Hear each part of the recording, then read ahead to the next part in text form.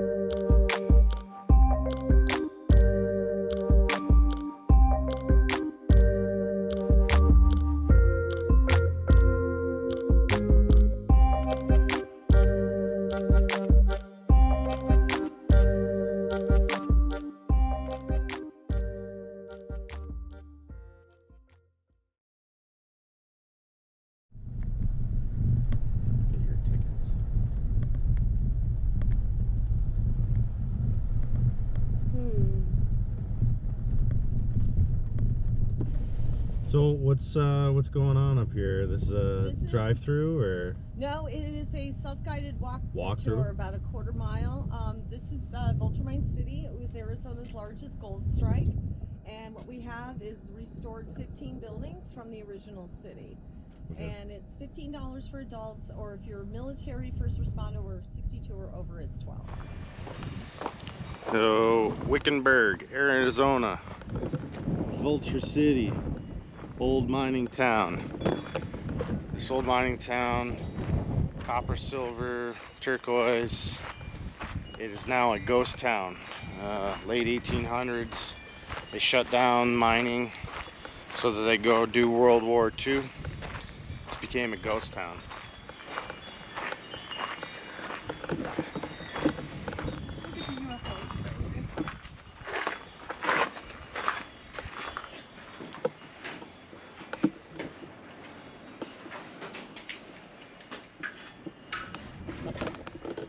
This would be the drilling department. Look at that. Hydraulic drill with a big giant bit. Some fake dynamite for effect. That's cool.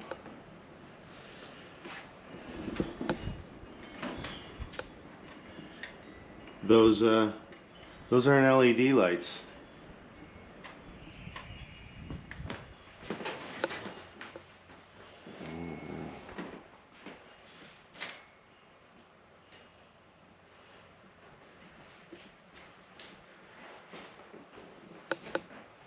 The vulture's roost.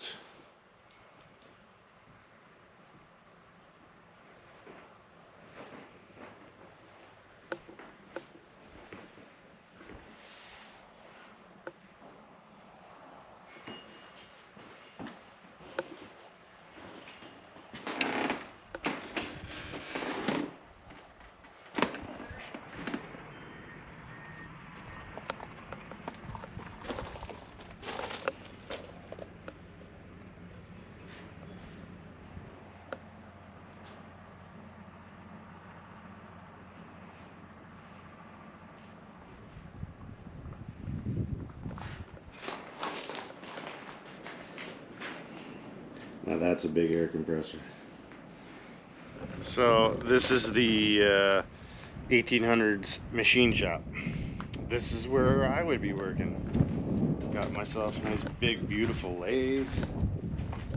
I got a drill press. Got me a table grinder.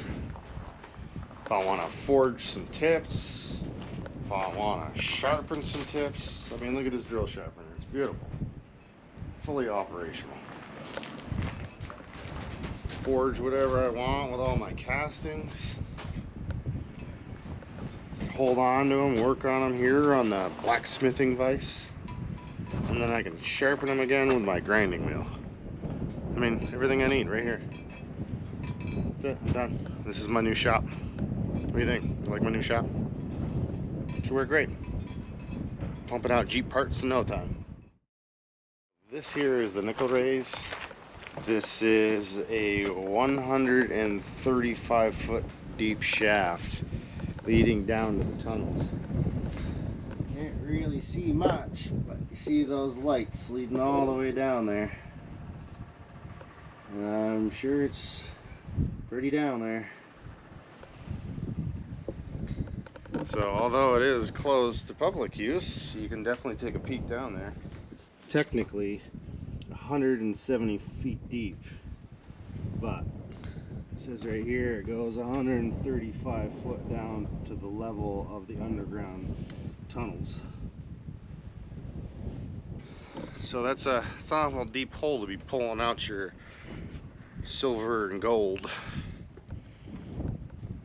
Pretty cool though. Now I find this a little bit of an interesting building.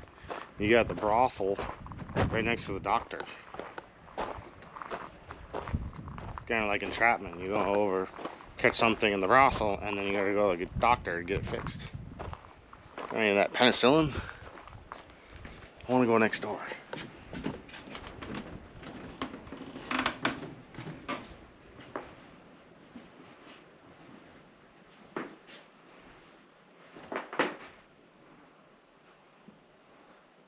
That's what I get.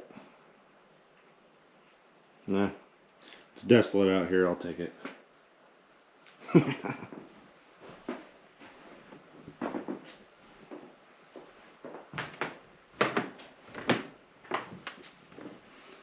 When you want to get down and dirty.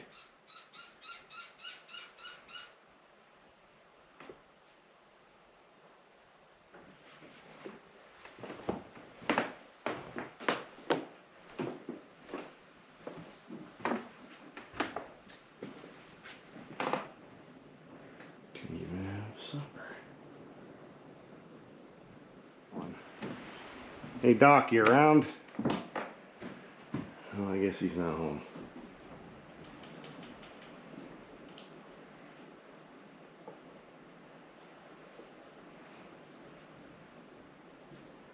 I don't know, doctor's offices have changed a little bit over the years, you think? I still got the same customary bedpan though. I think ours are stainless steel now. And believe it or not, we're in the ghost town up here in Wickenburg, and we just happened to stumble upon Henry Wickenburg's house. So let's see how he was living back in the day.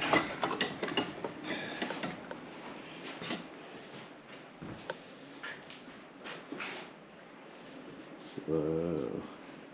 It's actually really cozy in here. He's even got his own little screened in vents to let some cross breeze through.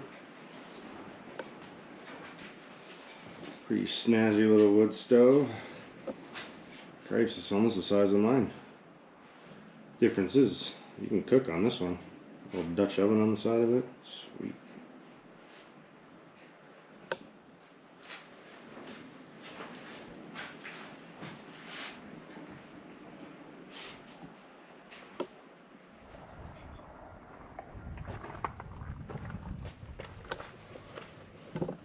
So this is where they melted down the metals and turned them into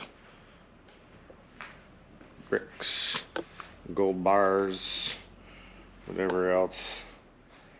So bar like that contained about 80 to 85% gold, the rest was silver. One bar could be up to 500 ounces. I'm sure that was worth quite a bit. You can see they go and melt them down, get the puffer, stoke the fire, let it cure. So this is where they made the bars, and next door is where they would do the tests to see if it was pure or whatever, see the contents, see all the different jars of stuff that they were using, like beakers and test tubes, and it's pretty cool. I find it neat how they used to run electrical wires too. Tell me that wasn't a fire hazard. Your wiring is not up to code, sir. I'm gonna have to shut you guys down. So this is where they kept all the bullion and gold and silver bars. This is an underground vault. I'm trying to give you a little peek down into the vault here. You can kind of see down there they got some shelving where you can put the bars. So this is where they kept it. This would be the vaults, and the next door is where the guns were kept. And the guards lived in here with the guns.